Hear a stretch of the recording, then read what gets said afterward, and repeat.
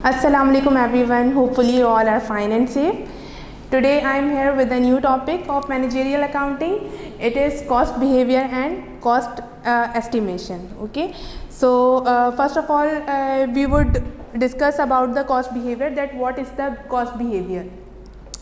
Beta, actually cost behavior is a relationship between the cost and the activity level. ठीक है, तो cost behaviour जो होता है वो एक रिलेशनशिप है कॉस्ट और एक्टिविटी के दरमियान. सही है कि आपकी एक्टिविटी जितनी ज़्यादा बढ़ती चली जाएगी तो कॉस्ट भी उस लिहाज से मल्टीपल होगी. और इसमें हम बात करते हैं डिफरेंट टाइप्स ऑफ कॉस्ट की. ठीक है, तो यहाँ पर जैसे मैंने आपको बताया कि cost behaviour is the relationship between cost and activity level.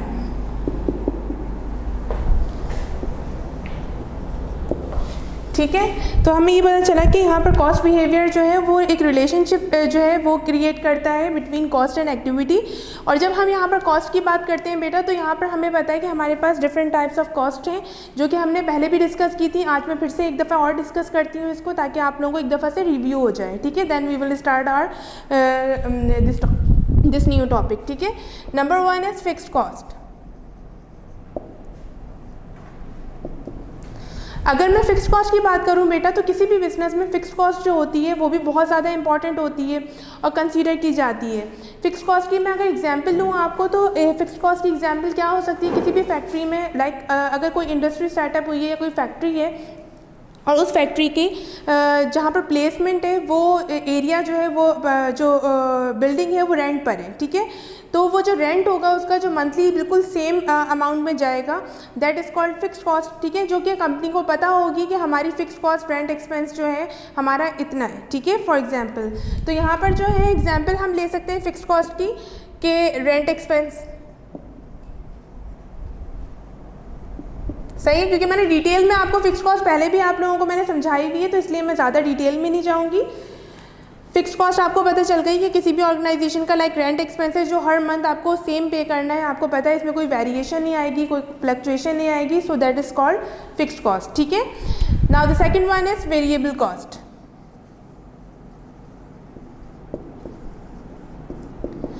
बेटा, वेरिएबल कॉस्ट वो कॉस्ट होती है जो कि आपको पता होता है कि नंबर ऑफ़ यूनिट्स जैसे जैसे इंक्रीज़ होते चले जाएंगे आपकी कॉस्ट भी उतने ही नंबर ऑफ़ यूनिट्स के प्रोपोर्शन से इंक्रीज़ होगी. ठीक है, that is called variable cost. और वेरिएबल का मतलब ही आपको समझ में आ रहा होगा, to vary from to the some extent. ठीक है, कि वेरिएशन होना, किसी चीज़ में फ्लक्चुएशन आना. ठीक है, अगर एक कंपनी 1000 एज सपोज जो है कुछ यूनिट्स प्रोड्यूस कर रही है 1000 यूनिट्स, उसके बाद वो इंक्रीज़ करता है अपने नंबर ऑफ़ यूनिट्स को, तो यहाँ पर क्या होगा कि जब वो नंबर ऑफ़ यूनिट्स इंक्रीज़ करेगा तो उसकी वेरिएबल कॉस्ट भी अल्टीमेटली क्या होगी, इंक्रीज़ हो जाएगी. ठीक है, there is the direct relationship between them. ठीक है, और इसी तरह से अगर वो नंबर ऑफ़ यूनिट्स अपने डिक्रीज़ करेगा, कम से कम प्रोड्यूस करेगा, तो वेरिएबल कॉस्ट भी रिड्यूस हो जाएगी. ठीक है, तो यहाँ पर अगर मैं एग्जांपल लूँ तो यहाँ पर मैं एग्जांपल ले सकती हूँ लाइक अगर मैंने रेंट एक्सपेंसेस की ले ली तो यहाँ पर मैं एग्जांपल जो है वो यूटिलिटी बिल्स की भी ले सकती हूँ, इलेक्ट्रिसिटी बिल्स. ठीक है, जितना ज़्यादा आप नंबर ऑफ़ यूनिट कंज्यूम्स करोगे उतनी ज़्यादा आपकी कॉस्ट आएगी. ठीक है, तो यहाँ पर मैं अगर ले लूँ electricity bill,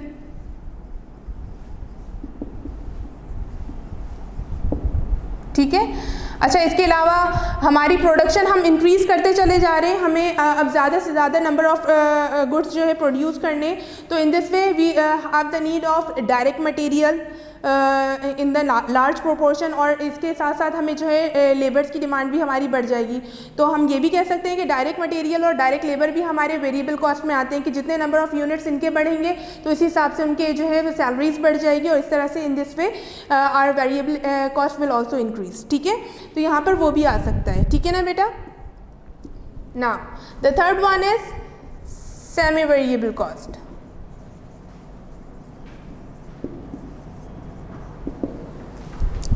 semi variable cost आपको नाम से पता चल रहा होगा कि ये सेमी वेरिएबल है. इसमें आधी वेरिएबल कॉस्ट शामिल होती है और आधी कौन सी कॉस्ट शामिल होती है बेटा, इसमें आधी जो होती है वो होती है फिक्स्ड कॉस्ट शामिल, ठीक है। यानी वो FOH के कॉस्ट जो कि हम आइडेंटिफाई करना हमारे लिए थोड़ा मुश्किल हो जाता है कि इसमें जो है वेरिएबल कॉस्ट कितनी है और फिक्स्ड कॉस्ट कितनी है, that is called semi variable cost. अगर मैं इन्हीं दोनों चीज़ों की बात करूं, रेंट और इलेक्ट्रिसिटी बिल, अगर मैं हूं, मैंने अपना एक रेजिडेंट हाउस है वो रेंट पर लिया है, ठीक है, तो मुझे पता है कि उसमें मुझे जो रेंट देना है monthly, let suppose 50,000 rupees per month मुझे रेंट देना है उसका, बट मैं श्योर नहीं हूँ अबाउट इट के what are the utility bills will be, ठीक है, कि यूटिलिटी बिल्स क्या होंगे, कितनी कॉस्ट होगी हर मंथ उनकी, ठीक है। तो जब ऐसी कंडीशन आती है तो ये पूरी कॉस्ट जो अगर मैं बताऊं आपको कि भाई मैंने एक घर जो है वो रेंट पर लिया है, तो उसका टोटल लमसम कॉस्ट जो है वो सेमी वेरिएबल कॉस्ट है, क्योंकि उसमें जो है रेंट जो है वो फिक्स्ड कॉस्ट है और जो यूटिलिटी बिल्स है वो कौन से कॉस्ट है, वो वेरिएबल कॉस्ट है। That's why I can say that it is a semi variable cost. Got it? तो यहाँ पर एक वो हाउस आ जाता है, house rent plus utility bills. अब इसमें हाउस रेंट तो हमें पता है, late suppose 50,000 rupees, but utility bills का हमें नहीं पता क्योंकि वो नंबर ऑफ़ यूनिट कंज्यूम करते चले जाएंगे, तो उस हिसाब से हमारी मल्टीप्लाई होता रहेगा वो वेरिएबल कॉस्ट से, ठीक है। इसके अलावा अगर मैं बात करूँ तो मैं ये भी कर सकती हूँ कि मैंने एक जो है वो कार लोन पे लिए, इंस्टॉलमेंट पे लिए, ठीक है, या लोन पे लिए। अब मुझे उसकी जो है मेरे पास वो आ गई, उसकी पोजेसन आ गई, लेकिन बट मुझे उसकी मंथली या ईयरली या क्वार्टरली व्हाटएवर जो है इंस्टॉलमेंट पे ऑफ करनी है, जो कि एक फिक्स्ड अमाउंट है। मुझे पता है कि मुझे 1 लाख रुपीज़ देनी है या 50,000 रुपीज़ देनी है पर मंथ या क्वार्टरली या सेमी एनुअली। अब वो तो एक फिक्स्ड कॉस्ट हो गई, बट इसके अलावा क्योंकि मेरे पास उस कार की पोजेसन है तो मैं वो यूज़ भी कर रही हूँ, उसमें मुझे फ्यूल भी डलवाना होता है। मुझे उसका आइडिया नहीं है कि जितना ज़्यादा मैं किलोमीटर उसको रन करवाऊँगी मुझे उतने ज़्यादा फ्यूल की ज़रूरत होगी, ठीक है। तो यहाँ पर क्या है, fuel is a variable cost and the car loan instalment is the fixed cost. So that's why accumulated और this cost is called the semi variable cost, ठीक है। अच्छा, अभी हम जो बात कर रहे हैं, हम बात कर रहे हैं कॉस्ट बिहेवियर की, कि कॉस्ट बिहेवियर क्या होता है। किसी भी कंपनी में जो है उनको पता होना चाहिए कि उनकी कंपनी की जो प्रोडक्टिविटी है वो किन चीज़ों पे बेस्ड कर रही है, उनकी कंपनी में क्या जो एक्सपेंसेस हैं वो फिक्स्ड कॉस्ट हैं, कौन से एक्सपेंसेस वेरिएबल कॉस्ट हैं और कौन से एक्सपेंसेस जो हैं वो सेमी वेरिएबल कॉस्ट हैं, ठीक है। इसके अलावा फर्दर जो है किसी भी ऑर्गेनाइजेशन को इस बात की भी ज़रूरत होती है कि उन्हें ये पता हो कि इस सेमी वेरिएबल कॉस्ट में कितना पोर्शन जो है उनका वेरिएबल का है और कितना पोर्शन उनका जो है वो फिक्स्ड कॉस्ट का है, ठीक है। ये भी उनको नॉलेज होनी चाहिए, सही है। तो ये जो कॉस्ट बिहेवियर होता है ये हमें बेटा कैसे पता चलता है, हमें इसके लिए कुछ कैलकुलेशंस होती हैं, हमारे पास मेथड्स होते हैं, हम उनके थ्रू करते हैं। इंशाल्लाह ताला भी नेक्स्ट स्टेप में हम वही करेंगे, ठीक है। Now the second one is cost estimation. Estimate करना कॉस्ट को हर ऑर्गेनाइजेशन का काम है, हर बिजनेस का काम है, ठीक है। आप जब भी अपना बिजनेस स्टार्ट करते हो तो सबसे पहले you have to estimate your cost, ठीक है। आपको कॉस्ट जो है वो एस्टिमेट करनी पड़ती है कि इन फ्यूचर जो पूरे ड्यूरिंग द ईयर आपको कॉस्ट बेयर करनी है वो कितनी एक्सपेक्टेड हो सकती है, आपको पहले से एस्टिमेट करनी होती है, ठीक है। तो this is called estimated cost, ठीक है। तो it ये हर ऑर्गेनाइजेशन करती है। तो हमें आज ये सीखना है कि how to calculate the estimated cost. Got it?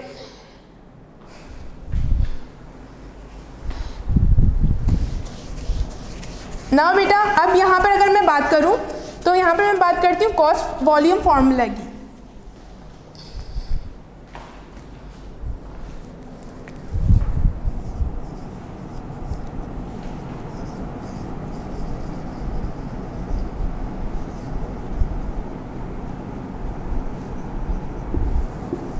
Cost volume formula, हमारा कॉस्ट वॉल्यूम फार्मूला क्या है बेटा, y is equal to a plus B X, ठीक है। ये हमारा फॉर्मूला है, इसके थ्रू हमें पता चलता है कि इस सेमी वेरिएबल कॉस्ट में हमारे कितना प्रोपोर्शन जो है वो फिक्स कॉस्ट का है और कितना प्रोपोर्शन जो है वो हमारा वेरिएबल कॉस्ट का है, ठीक है। तो in this way I can say that y is equals to semi variable cost, जिसको हम टोटल कॉस्ट भी कह सकते हैं ना, सही है। Second is a is equals to fixed cost now B is equals to variable cost per unit, ठीक है, and X denoted by number of units produce.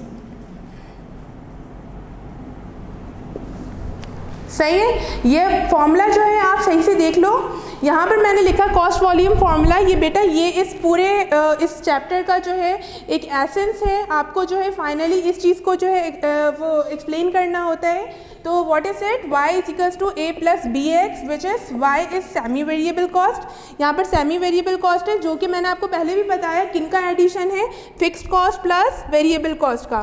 तो बेटा आपको जैसे मैंने बताया फिक्स्ड कॉस्ट तो remain same, it will be remain same, वो सेम रहेगी। लेट सपोज अगर ये 1000 है तो हमेशा 1000 रहेगी, नो मैटर कि कितना नंबर ऑफ यूनिट्स आप प्रोड्यूस कर रहे हो, ठीक है। लेकिन जो वेरिएबल रेट होगा वो लेट सपोज 2 है, 2 रुपीज़ पर यूनिट, ठीक है, लेकिन it will be depend on the number of unit production, ठीक है। ये किस पे बेस कर रहा है, नंबर ऑफ यूनिट्स। अब लेट सपोज हमने जो है वो 500 यूनिट्स जो है वो प्रोड्यूस किए हैं, सही है, तो 2 रुपये के हिसाब से पर यूनिट में मल्टीप्लाई करेंगे तो 500 क्या बन जाएगा आपका 1000 बन जाएगा। फिर इन दिस वे फिर हम इन दोनों को जब ऐड करेंगे तो हमें पता चलेगा हमारा जो टोटल सेमी वेरिएबल है वो कितना है 2000 है, ठीक है। कैसे होगा, ये 1000 हो गया प्लस ये 1000 हो गया, then we will come to know about it that what is our semi variable cost and also break it into the fixed cost and variable cost. Got it. तो बेटा ये हमें अभी निकालना सीखना है कि किस तरह से निकालना है, ठीक है। और ये वो चीज़ है जो आप एस्टिमेट करते हो ऑलरेडी, किसी भी बिजनेस के लिए बहुत इंपॉर्टेंट होता है कि आप उसको स्टार्टिंग में ही एस्टिमेट कर लो कि आपकी जो है कॉस्ट क्या आ सकती है और उस कॉस्ट में आपकी सेमी वेरिएबल कॉस्ट क्या है, फिक्स्ड कॉस्ट क्या है और वेरिएबल कॉस्ट क्या है, ठीक है। इसका मकसद क्या होता है कि अगर आपको पता है कि सेमी वेरिएबल कॉस्ट जो है आपकी इतनी है, बट इसमें भी आपको आइडेंटिफाई करना है कि कितना, how much there is the fixed cost और how much the variable cost. तो बेटा इसका पर्पस ये होता है कि अगर आपको पता है कि आपकी फ़िक्स्ड कॉस्ट कितनी है तो आप उसमें जो है आप क्या करोगे उसमें फ़िक्स्ड कॉस्ट में कि ज़्यादा से ज़्यादा नंबर ऑफ़ यूनिट्स प्रोड्यूस करने का जो है सोचोगे। अगर आपकी फ़िक्स्ड कॉस्ट ज़्यादा होगी, हाई होगी, तो उस कॉस्ट को जो है रिकवर करने के लिए आप क्या करोगे, नंबर ऑफ़ यूनिट्स को इंक्रीज़ कर दोगे। गॉट इट ना। तो बेटा ये सब कुछ मालूम करने के आपने देख लिया, इसको नोट डाउन कर लीजिएगा इस फॉर्मूले को।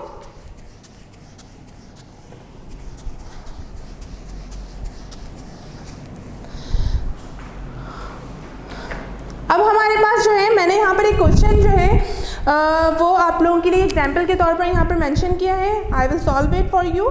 लेकिन उससे पहले मैं आपको ये बता दूँ कि ये पूरा पर्पस जो हम कर रहे हैं इसका मेथड क्या होता है। इस मेथड को कहते हैं हाई लो मेथड, ठीक है, to analyse the cost estimation और cost behaviour. Got it. So what we call it,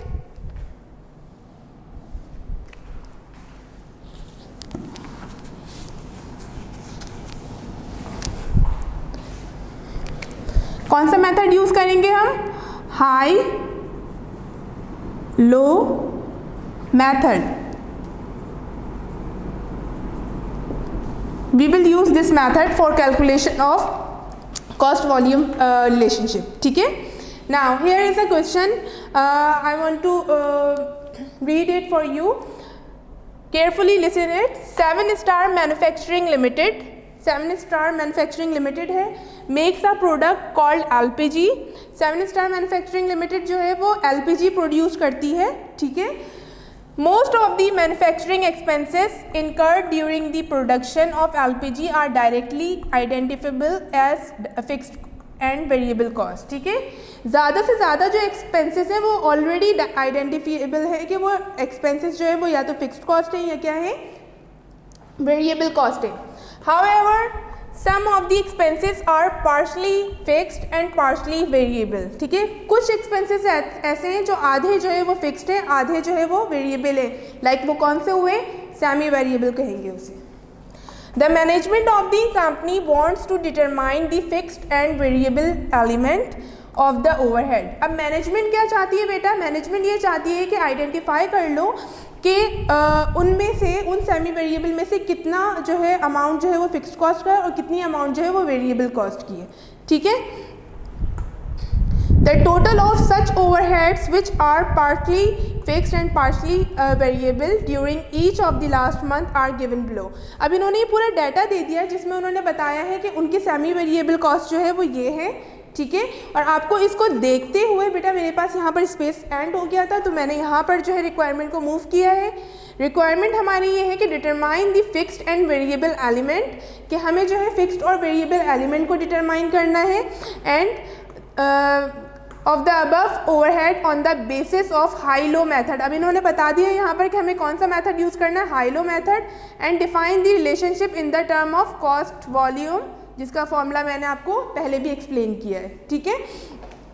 तो बेटा हम लोगों को क्या करना होगा, इसके लिए हमें कुछ स्टेप बाय स्टेप वर्क करना है, and then we will come to know that what is the cost volume relationship among them, ठीक है, by the method of high low method, ठीक है। सबसे पहले क्या करना है, इस कंपनी की मैनेजमेंट चाहती है कि इसमें ये इन्होंने 10 मंथ्स का डाटा दिया है, जिसमें उन्होंने बताया है कि फर्स्ट मंथ 3000 यूनिट्स जब प्रोड्यूस किए थे तो 7200 रुपये इनकी कॉस्ट आई थी, ठीक है, जिसमें दोनों इंक्लूडेड है, सेमी वेरिएबल कॉस्ट है ये, वेरिएबल और फिक्स दोनों इंक्लूड है, ठीक है। अब आपको आइडेंटिफाई करना है कि इसमें से कितनी फिक्स कॉस्ट है और कितनी वेरिएबल कॉस्ट है, ठीक है। In this way we have to identify for the whole of the month, ठीक है, ऑल ऑफ द मंथ। तो हमें क्या करना होगा बेटा, हमें क्योंकि यहाँ पर नाम से पता है हाई लो मेथड है, तो हमें सबसे पहले ये देखना होगा कि what is the high number of units produce and what are the low number of units produce, ठीक है। तो यहाँ पर अगर आप इस डाटा को देखोगे तो आप इसको आइडेंटिफाई करो और देखो इसमें सबसे कम जो है नंबर ऑफ यूनिट्स कौन से प्रोड्यूस्ड हुए, ठीक है, और सबसे ज़्यादा कौन से प्रोड्यूस्ड हुए। तो यहाँ पर मैं अगर देखती हूँ, मैं सबसे पहले सबसे ज़्यादा वाले देखूँगी, तो मुझे पता चला कि भाई 7000 नंबर ऑफ़ यूनिट्स जो हैं वो सबसे हाई नंबर ऑफ़ यूनिट्स हैं जो प्रोड्यूस हुए थे ड्यूरिंग दिस 10 मंथ्स पीरियड, ठीक है। तो 7000 यूनिट्स प्रोड्यूस हुए थे, ठीक है। ये टोटल है 50,000, इस पर मत जाइएगा, ठीक है, ये सबका सामा पे, ठीक है। 7000 यूनिट्स जो हैं वो प्रोड्यूस हुए थे सबसे हाई, और किस कॉस्ट पे हुए थे, 12,600 पे, ठीक है। तो अभी मैं क्या कर रही हूँ, अभी मैं यहाँ पर डिफरेंस निकाल रही हूँ इन दोनों का,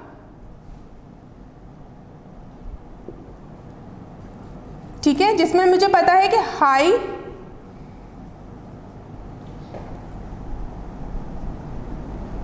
यूनिट्स और कॉस्ट मैंने इस तरह लिख दी है, ठीक है बेटा, सही है। अब मुझे पता है यूनिट्स कितने, 7000 और अमाउंट है 12,600,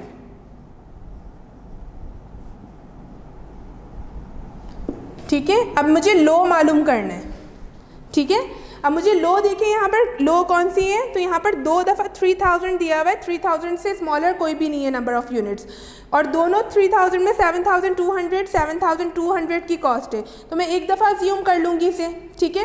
तो यहाँ पर मैं क्या करूँगी, 3000 नंबर ऑफ़ यूनिट सबसे कम इन्होंने प्रोड्यूस किए थे और जिसकी अमाउंट थी 7200, ठीक है। तो जब आप इसको इससे माइनस करोगे तो डिफरेंस आपके पास आ जाएगा,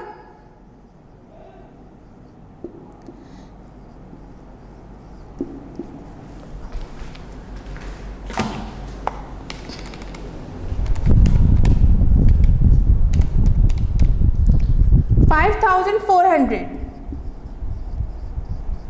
ठीक है।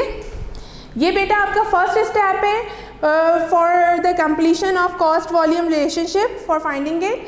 तो आपने डिफरेंस अभी निकाला है, ठीक है। अब नेक्स्ट स्टेप इसका क्या है, स्टेप 2,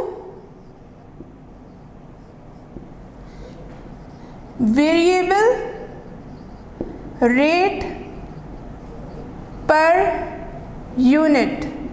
आपको क्या निकालना है, वेरिएबल रेट पर यूनिट निकालना है सेकंड स्टेप में आकर बेटा, कि वेरिएबल रेट पर यूनिट जब आपका निकल जाएगा तो फिर आप देखेगा कि कितनी इजीली जो है आप फाइंड आउट कर लोगे फिक्स्ड कॉस्ट को, ठीक है। ये बहुत इंपॉर्टेंट स्टेप है, आप इसको देखो। वेरिएबल रेट पर यूनिट किस तरह से निकलता है, इसका फॉर्मूला है change in cost divided by change in units, ठीक है। Change in cost divided by change in units, ठीक है। तो हमने देखा, हमने यहाँ पर पहले ही अपना होमवर्क कर लिया था कि हमने इनमें हाई लो मेथड में चेंज निकाल लिया था, डिफरेंसेस हमने ऑलरेडी निकाल लिए हैं, ठीक है। तो हम यहाँ पर क्या करेंगे, डायरेक्टली जो है पुट करेंगे, क्या है भाई हमारी कॉस्ट 5400, और इसको डिवाइड कर देंगे 4000 नंबर ऑफ यूनिट से, ठीक है। And then we will come to know about the rate of per unit. 1.35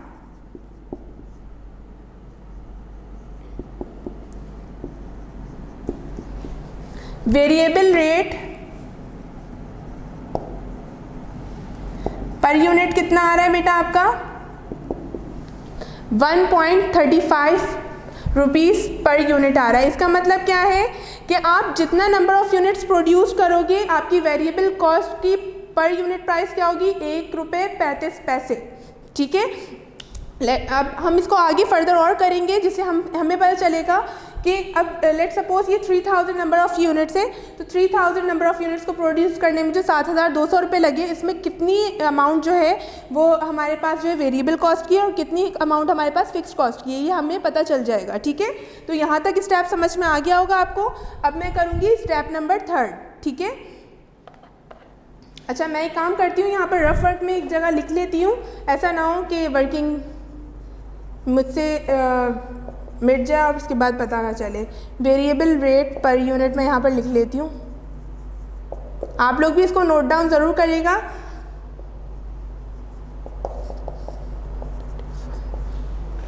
ठीक है, डिफरेंस 4000 5000, ठीक, सही है बेटा। अब मुझे यहाँ पर ये थर्ड स्टेप करने के लिए इसको इरेज करना है, रब करना है, इसको कर दो।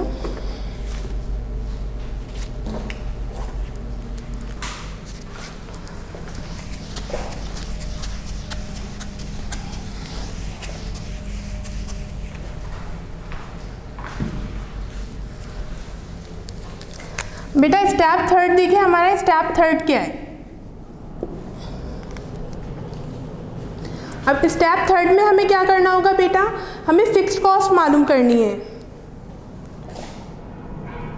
To find the fixed cost of 7000 units production, ठीक है। अब फिक्स्ड कॉस्ट मालूम करने के लिए हम क्या करेंगे, क्योंकि मैंने यहाँ पर एक टारगेट कर दिया कि 7000 यूनिट्स जो प्रोड्यूस किए हैं हमने, उसकी हम फिक्स्ड कॉस्ट मालूम करेंगे। तो 7000 यूनिट्स जो हमने प्रोड्यूस किए थे उसकी टोटल कॉस्ट क्या थी बेटा 12600। तो यहाँ पर मैं लिखूँगी total cost of 7000 units produced. थोड़ा सा यहाँ पर एक्सप्लेन कर दिया करें ताकि एग्जामिनर को भी जो है वो आप लोग क्लियर हो, ठीक है। टोटल कॉस्ट हमारे पास क्या थी बेटा यहाँ पर 12600 थी, ठीक है, इन रुपीज़, सही है। अब हम इसमें से क्या करेंगे, क्योंकि हमें पता है हमारे पास यहाँ पर फॉर्मूला जैसे हमें पता है कि टोटल कॉस्ट हमारे पास या वेरिएबल कॉस्ट किसके इक्वल होती है, semi variable cost fixed cost plus variable cost के, है ना। इसी तरह का फॉर्मूला है हमारे पास टोटल कॉस्ट। तो टोटल कॉस्ट में से अगर मैं इस तरह कर दूं कि टोटल कॉस्ट हमें मालूम है, और क्योंकि हमें वेरिएबल कॉस्ट का क्या मालूम है बेटा, वेरिएबल कॉस्ट का रेट मालूम है, तो हमें अगर यहाँ पर ये प्लस हो रहा है इसके साथ इस इजिकल्स टू के उस तरफ जाके माइनस हो जाएगा वेरिएबल कॉस्ट, और इस तरह हम क्या मालूम कर लेंगे, फिक्स्ड कॉस्ट मालूम कर लेंगे, ठीक है। तो अब हम यहाँ पर क्या करेंगे, टोटल कॉस्ट हमने लिख दी है, इसमें से क्या लेस करूँगी मैं, इसमें से मैं लेस करूंगी वेरिएबल कॉस्ट को। अच्छा, वेरिएबल कॉस्ट अगर आप देखो तो वेरिएबल कॉस्ट का मैंने रेट मालूम किया था, और क्योंकि मैं अब नंबर ऑफ यूनिट 7000 पे डिपेंडेंट हूँ कि 7000 यूनिट्स प्रोड्यूस कर रहे हैं, तो कितनी वेरिएबल कॉस्ट होगी, तो 7000 यूनिट्स को मैं मल्टीप्लाई किससे कर दूंगी 1.35 से, ठीक है। इतनी बात अंडरस्टैंड हो रही है आपको बेटा। 7000 को मैं मल्टीप्लाई करूँगी 1.35 से, देन 9450 हमारे पास जो आंसर आ रहा है वेरिएबल कॉस्ट का, अगर मैं इसको इससे माइनस कर दूंगी then I will get the answer of fixed cost, ठीक है। अगर मैं माइनस करती हूँ 12600 में से, तो मेरे पास 3150 जो अमाउंट आ रही है 3150, it is the amount of fixed cost, ठीक है बेटा। ये मेरे पास क्या अमाउंट आई है, ये फिक्स्ड कॉस्ट की अमाउंट आ गई, सही है। अब मैंने आपको कहा था कि fix cost will never be change, it remains same, ठीक है। तो अगर मैं बोलूँ कि 7000 यूनिट्स पे फिक्स कॉस्ट जो है वो 3150 थी, बाकी 9450 रुपीज़ जो थी वो वेरिएबल कॉस्ट थी, तो मैं ये भी कह सकती हूँ कि 1 मंथ से लेके पूरे 10 मंथ तक जो हमारी फिक्स कॉस्ट है हर कॉस्ट में वो 3150 थी, ठीक है। बाकी जो माइनस करके अमाउंट आएगी वो वेरिएबल कॉस्ट होगी, सही है, क्योंकि फिक्स कॉस्ट क्या होती है, फिक्स कॉस्ट हमेशा सेम रहती है, वो चेंज नहीं होती, ठीक है। और नंबर वेरिएबल कॉस्ट जो होती है वो जैसे जैसे आपके नंबर ऑफ़ यूनिट्स इंक्रीज़ होते चले जाते हैं तो वेरिएबल कॉस्ट भी इंक्रीज़ होती चली जाती है। नंबर ऑफ़ यूनिट्स जो है रिड्यूस होंगे तो वेरिएबल कॉस्ट भी रिड्यूस होगी, बट फिक्स कॉस्ट ऐसी है कि आप नंबर ऑफ़ यूनिट्स अप करो, डाउन करो, इंक्रीज़ करो, डिक्रीज़ करो, इट रिमेन सेम, ठीक है। तो आपको पता चल गया बेटा थर्ड स्टेप में कि फिक्स कॉस्ट आपकी क्या है, 3150।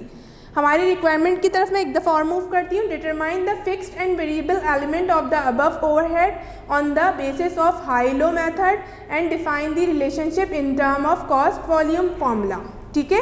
तो हमने क्या किया है, हमने अभी फिक्स कॉस्ट और वेरिएबल एलिमेंट जो है वो मालूम कर लिया है, वेरिएबल कॉस्ट मालूम कर लिया है। वेरिएबल एलिमेंट हमारे पास 1.35 आया था सेकेंड स्टेप में, फिक्स कॉस्ट हमारे पास 3150 आ गई है, गॉट इट। अब हम मूव करेंगे relationship of cost volume method पे, ठीक है। अब वो किस तरह से होगा बेटा, क्योंकि आपको पता है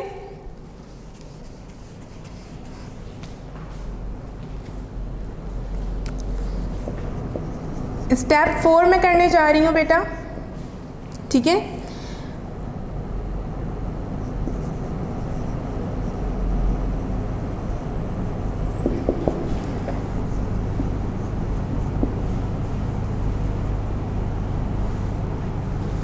ठीक है, इसका फॉर्मूला मैंने आपको बताया था y = a + bx, जिसमें मैंने आपको बताया था कि सेमी वेरिएबल क्या है आपके पास, y है, a is denoted by fixed cost, b is refer to the variable cost and x is the number of production, ठीक है। तो अगर मैं यहाँ पर बात करूँ, लेट सपोज मैं यहाँ पर फिर से एग्जांपल लेती हूँ वही हाई मेथड की, कि हाई वॉल्यूम हमारे पास नंबर ऑफ़ यूनिट्स कितने प्रोड्यूस हुए थे, 7000 नंबर ऑफ़ यूनिट्स प्रोड्यूस्ड हुए थे, ठीक है। और उसकी अमाउंट कितनी थी टोटल, 12600 थी, ऐसे ही था। तो मैं यहाँ पर इस तरह से लिख सकती हूँ बेटा कि 12600 है ये, ठीक है, जिसमें फ़िक्स कॉस्ट हमने कितनी निकाली है, 3150, ठीक है।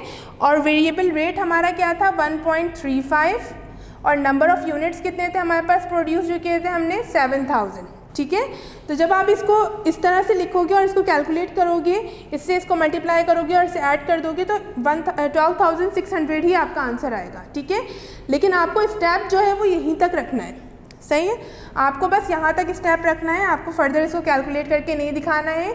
आपको ये बताना है कि इसमें रिलेशनशिप ये इस तरह का है कि इस सेमी वेरिएबल कॉस्ट में आपके पास 3150 जो है वो फिक्स्ड कॉस्ट है, बाकी आपके नंबर ऑफ़ यूनिट्स पे डिपेंड करता है कि how much your number of units produce, ठीक है।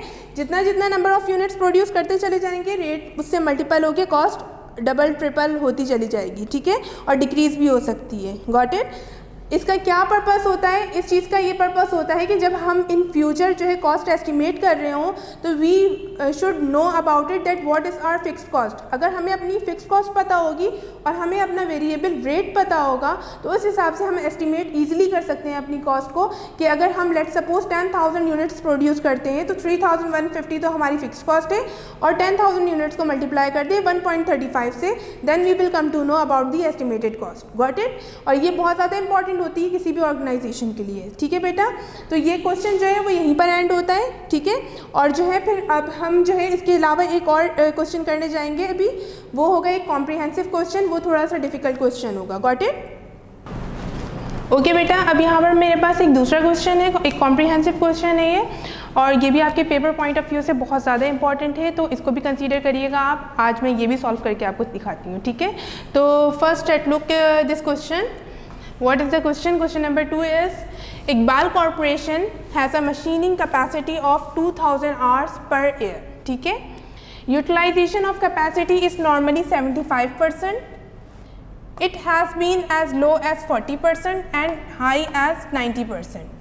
कह रहे हैं कि इकबाल कॉरपोरेशन एक कंपनी है जो कि उनकी मशीनिंग कैपेसिटी जो है कि मशीन कितना प्रोड्यूस कर सकती है, तो उसकी कैपेसिटी है 2 लाख आवर्स पर ईयर, यानी वो 200,000 आवर्स जो है वो एक साल में जो है वो वर्क कर सकती है, ठीक है, उसके अंदर ये कैपेसिटी है। लेकिन क्योंकि इकबाल कॉरपोरेशन कितना यूटिलाइज करता है, तो utilization of capacity is normally 75%। Iqbal corporation उस मशीन को 75% जो है यूटिलाइज करता है, ठीक है, and it has been as low as 40% and as high as 90%। और ऐसा भी होता है समटाइम्स किसी महीने के 40% ही यूटिलाइज करता है, ज़्यादा प्रोडक्टिविटी होती ही नहीं है, और समटाइम्स ऐसा होता है कि मैक्सिमम लेवल इनका 90% तक पहुंच जाता है, ठीक है। इसका मतलब ये है कि कभी भी इस इकबाल कॉरपोरेशन ने जो है वो 200 आवर्स जो है वो पूरे फुली यूटिलाइज नहीं किए हैं, ये जो है 75% ऑन एवरेज जो है यूटिलाइज करता है मशीनिंग कैपेसिटी को, और सबसे ज़्यादा जो इनका कम इन्होंने जो रिकॉर्डिंग की है वो है 40% की, और सबसे ज़्यादा जो ऑप्टिमम लेवल पे इन्होंने यूटिलाइज किया है अपनी मशीन को 90% किया है, ठीक है। तो अब हम आगे देख लेते हैं। N analysis of accounting record revealed the following selected cost. अब यहाँ पर कुछ डाटा दिया हुआ है उन्होंने जो दिया हुआ है वो हाई एंड लो मेथड के अकॉर्डिंग दिया है बेटा, क्योंकि 75% उनका ऑन एवरेज एनालाइज करने का है, तो 40% सबसे मिनिमम है एंड 90% इनका मैक्सिमम है, ठीक है। तो ये हो गया लो, ये हो गया हाई, ठीक है, इतना कॉन्सेप्ट समझ में आया। अब यहाँ पर बोल रहे हैं एट अ 40% यूटिलाइजेशन रेट, के 40% यूटिलाइजेशन पे इनकी क्या कॉस्ट आ रही है और 90% यूटिलाइजेशन पे इनकी क्या कॉस्ट आ रही है। अच्छा, यहाँ पर एक और दूसरा सिनारियो ये है कि यहाँ पर जस्ट एक किसी पर्टिकुलर इन्होंने प्रोडक्टिविटी की बात नहीं की है, बल्कि एक सेक्टर है जिसका नाम है कॉस्ट ए, एक कॉस्ट है बी और थर्ड वन इज कॉस्ट सी, ठीक है। यहाँ पर इन्होंने 3 तरह की कॉस्ट की बात की है और इन्होंने उसका यहाँ पर टोटल कॉस्ट भी बताई हुई आपको और रेट भी बताए हुए, ठीक है। लेकिन अगर आप यहाँ पर देखो तो 2 चीज़ें बहुत मिसिंग है यहाँ पर आपको। कॉस्ट ए में आपके पास पर आवर रेट मिसिंग है और कॉस्ट बी में आपके पास टोटल कॉस्ट मिसिंग है 40% यूटिलाइजेशन की, ठीक है। Now move to the another steps. Uses high low method to analyse the cost behaviour. हमें कॉस्ट बिहेवियर को हाई लो मेथड के थ्रू जो है वो एनालाइज करना है। यहाँ पर रिक्वायरमेंट के लिए मैं यहाँ पर जाऊँगी क्योंकि वहाँ पर स्पेस नहीं था बेटा। रिक्वायरमेंट में फर्स्ट नंबर में है calculate the amount of the 2 unknown in preceding table. ये जो 2 अननोन वैल्यूज़ है ना यहाँ पर जिसमें क्वेश्चन मार्क है, इनको बोल रहे हैं कि इसको फाइंड आउट करना है आपको। Number 1 requirement is that. The next one is classify each of the cost as fixed cost, variable cost and semi variable cost. कह रहे हैं ये जो 3 कॉस्ट हैं, cost A, cost B and cost C, इनको क्लासीफाई करो कि इनमें से कौन सी कॉस्ट जो है वो फिक्स्ड कॉस्ट है, कौन सी कॉस्ट वेरिएबल कॉस्ट है और कौन सी कॉस्ट सेमी वेरिएबल कॉस्ट है। और ऐसा भी हो सकता है कि तमाम कॉस्ट फिक्स्ड कॉस्ट हो या तमाम कॉस्ट सेमी वेरिएबल कॉस्ट हो, कुछ भी हो सकता है, whatever you have to find out it, ठीक है। It is the requirement, okay. Now the third one is calculate the amount the company would expect at 75% utilization rate for cost A only, ठीक है। वो कह रहे हैं कि आप अमाउंट मालूम करो कि कंपनी जो है वो 75% यूटिलाइज कर रही है अपने मशीनरी की कैपेसिटी को, तो उसकी क्या कॉस्ट होगी। जस्ट उन्होंने कॉस्ट ए का मालूम करने को बोला है। Now the next one is develop equation of cost volume for 75% utilization. इसके बाद वो बोलते हैं कि कॉस्ट वॉल्यूम की जो इक्वेशन है हमारी वो भी डेवलप करके दिखानी है for the perception of in the reference of 75%। Got it. Now I am going to solve first of all the first requirement which is the calculate the amount of 2 unknown in preceding tables, ठीक है। तो सबसे पहले मैं ये मालूम करूंगी बेटा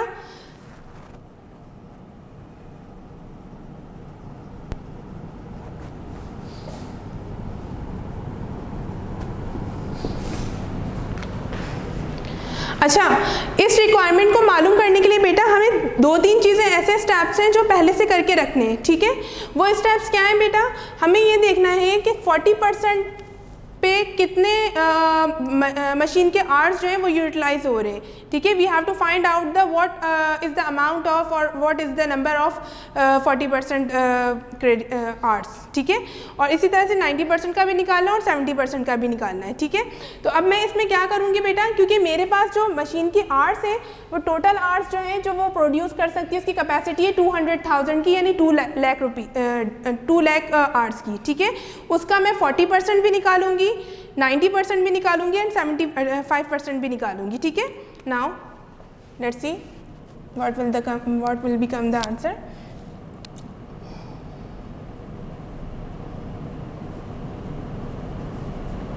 कैपेसिटी ऑफ मशीन एट 40%, ठीक है।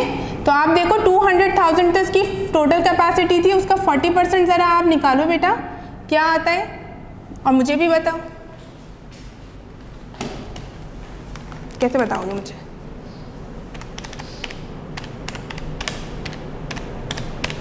ओके 80,000 आवर्स, ठीक है। इसका मतलब ये है कि मशीन का 40% जब यूटिलाइज हुआ था उसका मतलब क्या था कि 80,000 जो है आवर्स जो है वो उस मशीन ने काम किया था, ठीक है। Now capacity of machine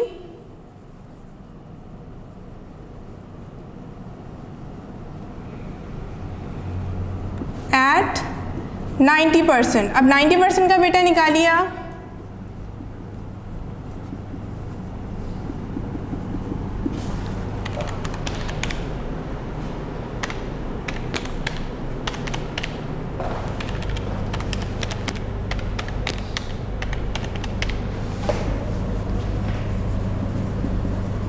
one lakh 80,000 hours इन्होंने काम किया था, ठीक है, जब 90% पे ये पहुंचे थे। Got it.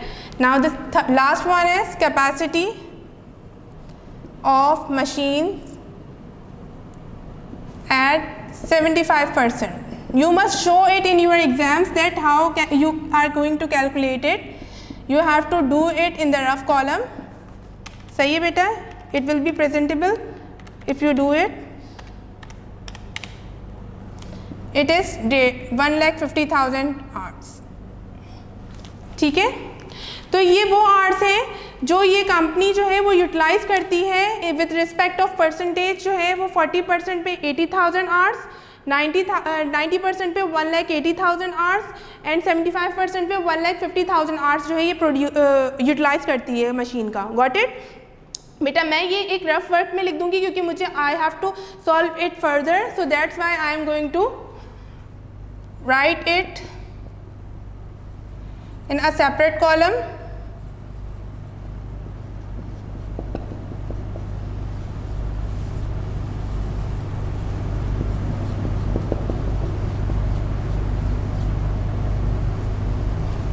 Okay, ठीक है।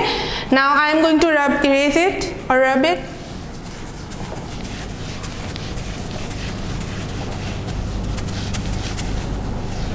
अभी हमारी रिक्वायरमेंट नंबर 1 पूरी हुई नहीं है क्योंकि हमें प्रीसीडिंग टेबल में जो ये मिसिंग वैल्यूज है इनको फाइंड आउट करना है, ठीक है। अब देखिए बेटा यहाँ पर कॉस्ट ए में अगर आप देखो तो यूटिलाइजेशन जब मशीनरी की कैपेसिटी यूज़ करते हुए इनकी जो कॉस्ट है वो 4,40,000 लग रही है, ठीक है। और उस पर रेट जो है इनका 5.50 है, सही है। लेकिन आप देखो कि अगर वो अपनी मशीन की कैपेसिटी बढ़ाकर 1,80,000 जो है आवर्स भी काम कर रहे हैं तो भी इनकी कॉस्ट कितनी हो रही है, 4,40,000 हो रही है। वैसे इससे ऐसे ही पता चल रहा है कि ये कौन सी कॉस्ट होनी चाहिए जिसमें कॉस्ट जो है चेंज ही नहीं हो रही, it remain same. So what cost is it, it is fixed cost, ठीक है। लेकिन हम इसको क्योंकि कैलकुलेट करके दिखाएंगे, एग्जामिनर हमारे सामने तो होगा नहीं जो हम उसको वर्बली बताएंगे, ठीक है। So how can be calculated. अब हम यहाँ पर क्या करेंगे बेटा, हमें निकालना है पर आवर रेट निकालना है फॉर 90%। हमें पता है कि 4,40,000 कॉस्ट लग रही है 1,80,000 यूनिट्स, 1,80,000 जो आवर्स हैं जब भी काम कर रहे हैं तो कितनी कॉस्ट लग रही है, 4,40,000। So we will divide it with them, ठीक है। How,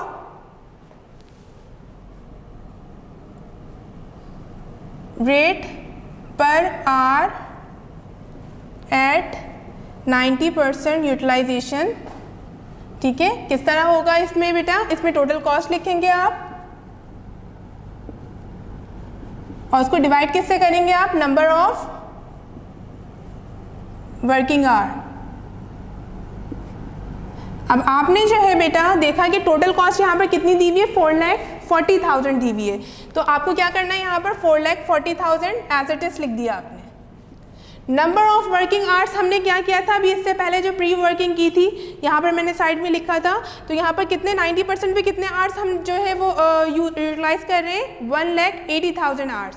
so what will be the answer, divide it with it,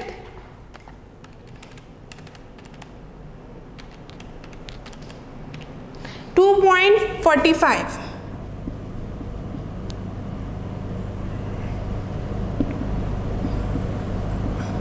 इसका मतलब ये है कि हर 1 घंटे में 2.45 रुपीज़ की कॉस्ट लग रही है, ठीक है।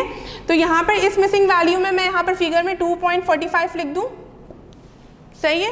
तो आप देख रहे हो कि रेट का डिफरेंस कितना आ गया, 50-50 का आ गया है ना, उससे भी ज़्यादा आ गया।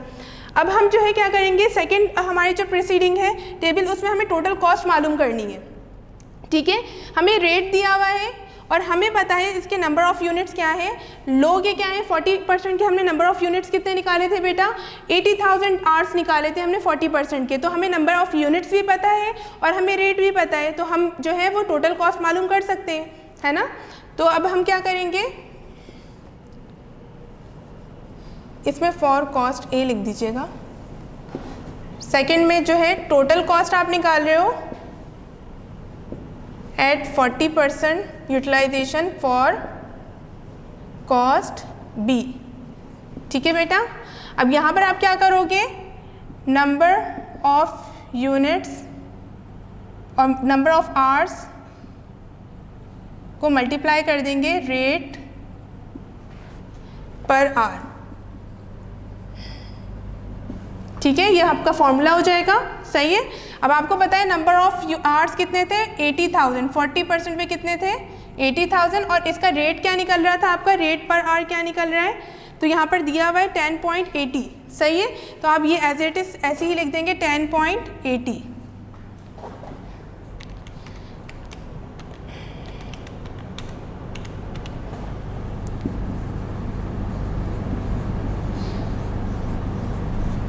ठीक है। तो आपके पास क्या आ गया, 8,64,000 अमाउंट आ गई, टोटल अमाउंट, तो आपने वो यहाँ पर लिख दी 8,64,000 अमाउंट, ठीक है। स्टैटिक इसलिए बना रही हूँ कि we have find out it, ठीक है। ये हमारे पास जो है हमारी रिक्वायरमेंट नंबर 1 कंप्लीट हो गई, क्योंकि यहाँ पर ये था कि calculate the amount of 2 unknown in preceding table and we have done it, ठीक है। हमने जो 2 अमाउंट हमें मिसिंग थी हमने मालूम कर ली है बेटा। Hopefully till here it is clear to you all.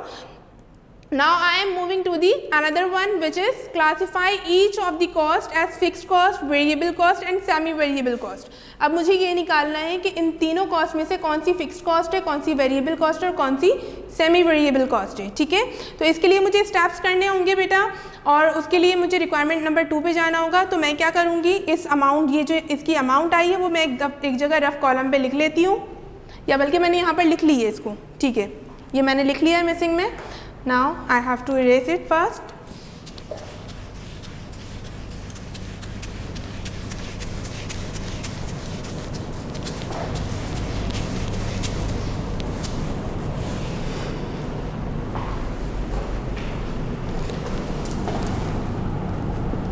अब हमारे पास रिक्वायरमेंट नंबर 2 है बेटा, जिसमें मैं सबसे पहले कॉस्ट ए पे वर्क करूँगी, ठीक है।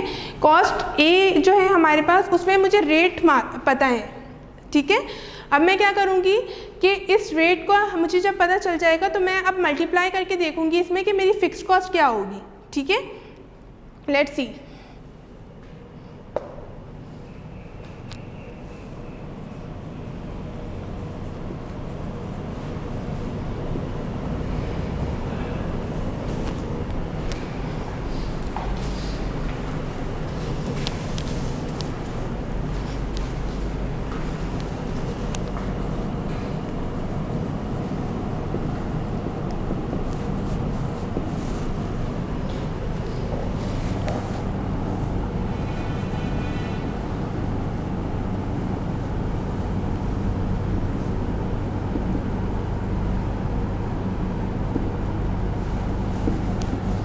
हमें मालूम करना है फॉर कॉस्ट ए का कि ये फिक्स्ड कॉस्ट है, वेरिएबल कॉस्ट है या फिर सेमी वेरिएबल कॉस्ट है, ठीक है। तो अब हमें इसको मालूम करना है, सही है। तो अब मैं एक काम करती हूँ, मैं इन दोनों में से कोई एक ले लेती हूँ, चाहे मैं 90% ले लूँ या मैं 40% ले लूँ। लेट सपोज मैंने 40% का रेट ले लिया, 80,000 यूनिट से मैं कैलकुलेट कर रही हूँ, ठीक है। तो अब मुझे पता है कि यहाँ पर टोटल कॉस्ट क्या थी, कॉस्ट ए की for 40%, total cost at 40% utilization,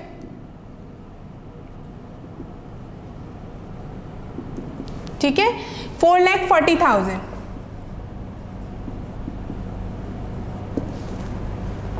ठीक है। 4,40,000 हमारे पास टोटल कॉस्ट थी, जिसमें से हम क्या लेस करते हैं, वेरिएबल कॉस्ट करते हैं, ठीक है।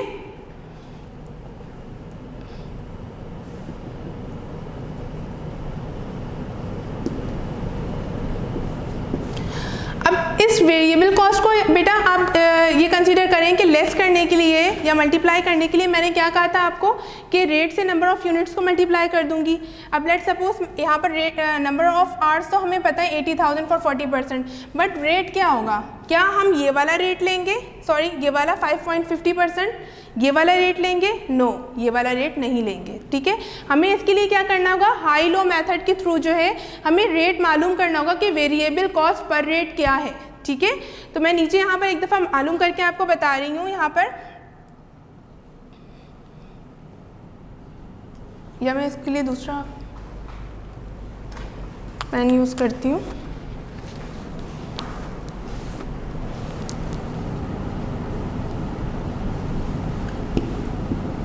वेरिएबल रेट पर यूनिट, ठीक है बेटा। कैसे निकलता है, हाई लो की कॉस्ट को माइनस करते हैं और नंबर ऑफ यूनिट्स को माइनस करते हैं, ठीक है। किस तरह से माइनस करेंगे हम, यहाँ पर अगर आप देखो यहाँ पर तो हमारे पास जो है वो कॉस्ट कितनी दी हुई है दोनों की, 4,40,000 हाई की दी हुई है और 4,40,000 लो की दी हुई है, ऐसी ही बात है, ठीक है। उसमें से हम डिवाइड करेंगे, हाई का जो है हमारे पास नंबर ऑफ यूनिट्स कितने थे, तो 1,80,000 आवर्स थे, ठीक है, और लो के कितने थे, 80,000 आवर्स थे।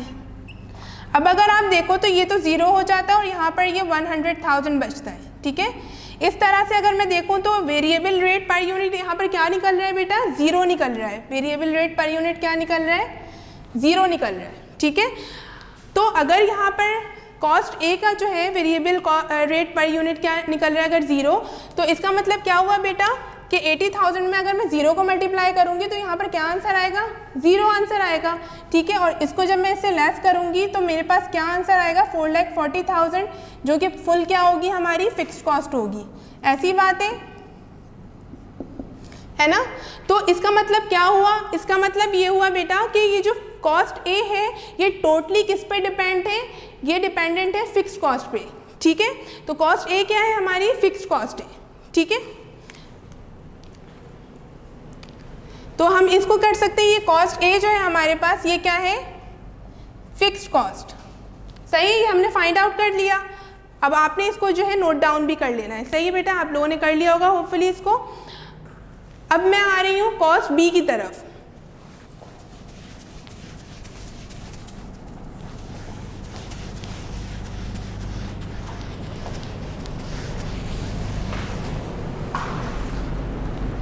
कॉस्ट बी देखिए बेटा, आप लोग कॉस्ट बी के लिए भी आपको ये करना होगा, अगर मैं विद रिस्पेक्ट ऑफ जो है लो मेथड कर रही हूँ तो 40% ही लूँगी मैं।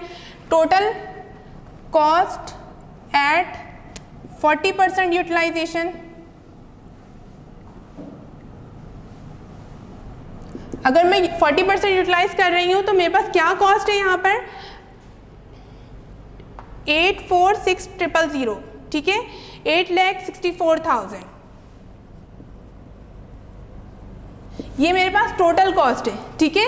अब मैं इसमें से क्या लेस करूँगी, वही सेम वेरिएबल कॉस्ट, लेकिन वेरिएबल कॉस्ट जो है वो 80,000 से जो मुझे रेट मालूम करना है वो मुझे मालूम है ही नहीं, तो मैं क्या करूँगी, फिर से वही वाला स्टेप जो है वो अटैम्प्ट करूँगी जो मैंने इससे पहले प्रीवियसली किया था, वेरिएबल रेट पर यूनिट, जिसमें मैं क्या करूँगी, हाई अमाउंट क्या है, टोटल अमाउंट 19,44,000,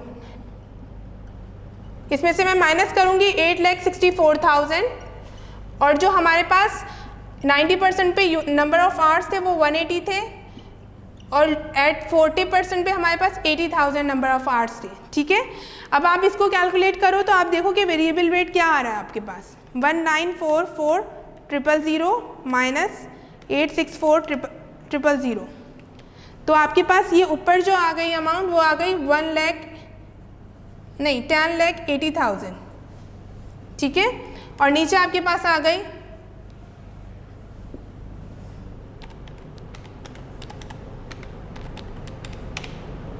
ठीक है। तो इस तरह से 10.80 जो है आपके पास क्या आ गया, यहाँ पर वेरिएबल रेट आ गया पर यूनिट, ठीक है। आपके पास यहाँ पर वेरिएबल रेट क्या आ रहा है, 10.80 आ रहा है, सही है। तो अब आप यहाँ पर क्या करोगे, जब आप यहाँ पर 10.80 से मल्टीप्लाई करोगे इसको, ठीक है, करके देखिए,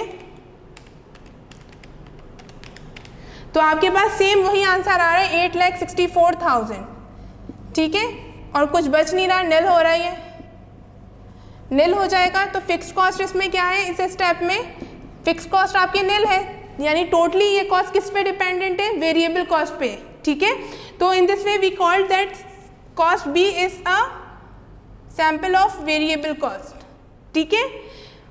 cost A is fix cost and cost B is variable cost. Now moving to the third cost, cost C, hopefully it will be the semi variable cost. Now let's see what it will be.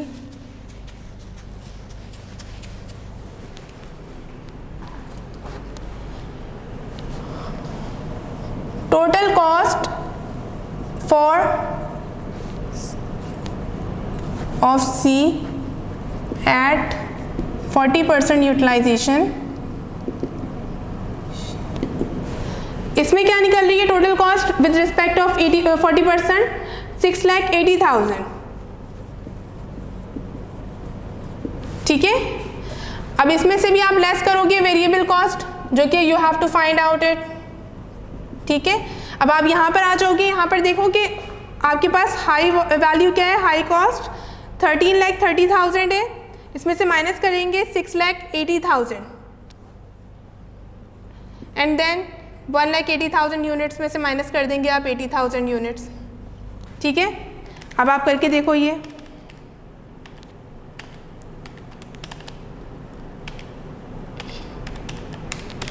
$6.50 ये variable rate आ गया,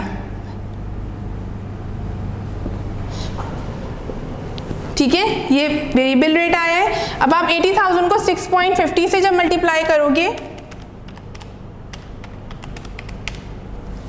5,20,000 आपके पास amount आ रही है variable cost के against, ठीक है, जिसमें से आप माइनस करो 6,80,000, तो you will get 1,60,000 as a fixed cost. इसका मतलब है कि कॉस्ट सी जो है आपके पास वो कॉस्ट है जो सेमी वेरिएबल कॉस्ट है, इसमें दोनों कॉस्ट इंक्लूडेड है, ठीक है। तो ये जो कॉस्ट सी है आपकी, ये कौन सी है, सेमी वेरिएबल कॉस्ट है, ठीक है। ये कौन सी कॉस्ट है, सेमी वेरिएबल कॉस्ट है। Now after doing all the process, you have to state it, interpretate it, okay. You have to interpretate it that cost A is fixed cost, cost B is variable cost and cost C is semi variable cost. बेटा हमेशा जब भी लिखो abbreviation पूरी लिखना। अगर हम abbreviation जो शॉर्ट फॉर्म में लिखते हैं तो इसका मतलब ये नहीं कि आप भी एग्जाम्स में जो शॉर्ट फॉर्म यूज़ करो, डोंट डू इट, ठीक है। नाउ यहाँ तक हमारा स्टेप 2 भी क्लियर हो गया, रिक्वायरमेंट नंबर 2 भी हमने फुलफिल कर ली, जिसमें हमने फाइंड आउट कर लिया, क्लासीफाई कर लिया कि कौन सी कॉस्ट की कौन सा बिहेवियर है, ठीक है। Now here is the another one, third step, calculate the amount the company would expect at 75% utilization rate for the cost A only, ठीक है। अब वो बोलेंगे कंपनी को कहा गया है कि 75% यूटिलाइजेशन में बताएं कि इनका क्या बिहेवियर होगा, ठीक है। तो अब हमें ये मालूम करना है।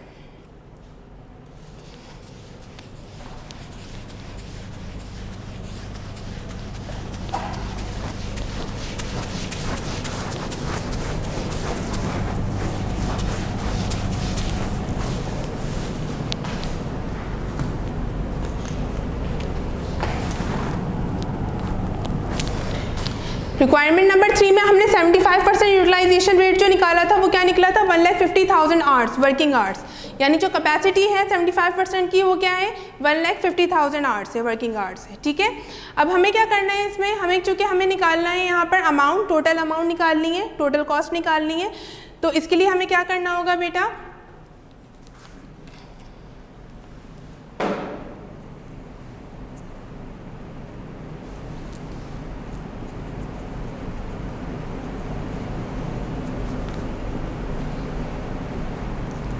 अगर मैं इसमें जो 75% है हमारे पास उसका रेट देखूं, ठीक है, तो हमारे पास क्या आ रहा होगा यहाँ पर 75% में यूटिलाइजेशन करनी है हमें और टोटल कॉस्ट निकालनी है।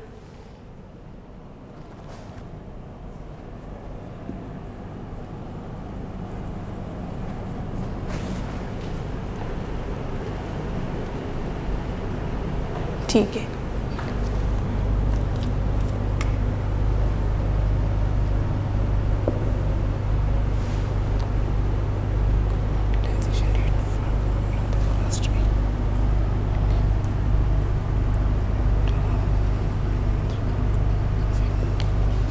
ठीक है, here is some missing something. तो यहाँ पर क्या है, यहाँ पर आपको बताया हुआ है कि 3.50 अगर आपका रेट होगा, सही है, तो आपको जो है उसमें उसके अकॉर्डिंग आपको बताना है कि आपकी क्या 75% जो टोटल अमाउंट है उसमें टोटल वैल्यू क्या होगी। ठीक है, तो आपको पता है आपको कि 75% आपने जो आवर्स निकाले वो कितने निकले 150 आवर्स निकले। ठीक है, तो 75% अमाउंट पे आपके जो 75% जो आपके पास यूटिलाइजेशन है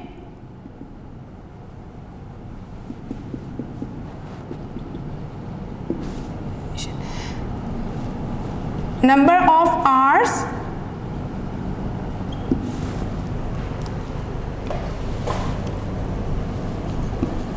यूटिलाइज एट 75%, जो कि हमने पहले ही निकाल लिए थे, वो क्या थे बेटा 1,50,000 थे। इसमें हम क्या करेंगे, इस पे हम जो है वो मल्टीप्लाई करेंगे, या मैं इसको इस तरह से भी इस फॉर्मूले को लिख सकती हूँ, total cost is equal to number of hours utilize multiply by rate per our.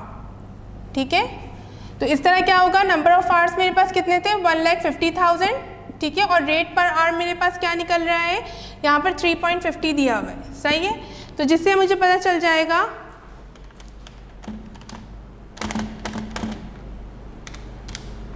5,25,000 इसकी जो है यूटिलाइजेशन कॉस्ट है। ठीक है बेटा, तो इस तरह हमें ये पता चल रहा है, सही है। अब हमें क्या करना होगा बेटा, अब हमें ये करना होगा इसमें कि हमें इसका जो है इसको इक्वेशन के थ्रू जो है पुट करना होगा। जो हमारे पास develop equation of cost volume for 75% utilization कहा हुआ है, तो इसका मतलब ये कि हमें कॉस्ट वॉल्यूम का जो रिलेशनशिप है उसकी जो इक्वेशन है जो हमने प्रीवियस वन क्वेश्चन में भी की थी उसके अकॉर्डिंगली इसको पुट करना होगा। ठीक है, तो उसके लिए हमें पता होना चाहिए सबसे पहले कि हमारे पास वेरिएबल कॉस्ट क्या है और हमें पता होना चाहिए हमारे पास टोटल कॉस्ट क्या है। ठीक है,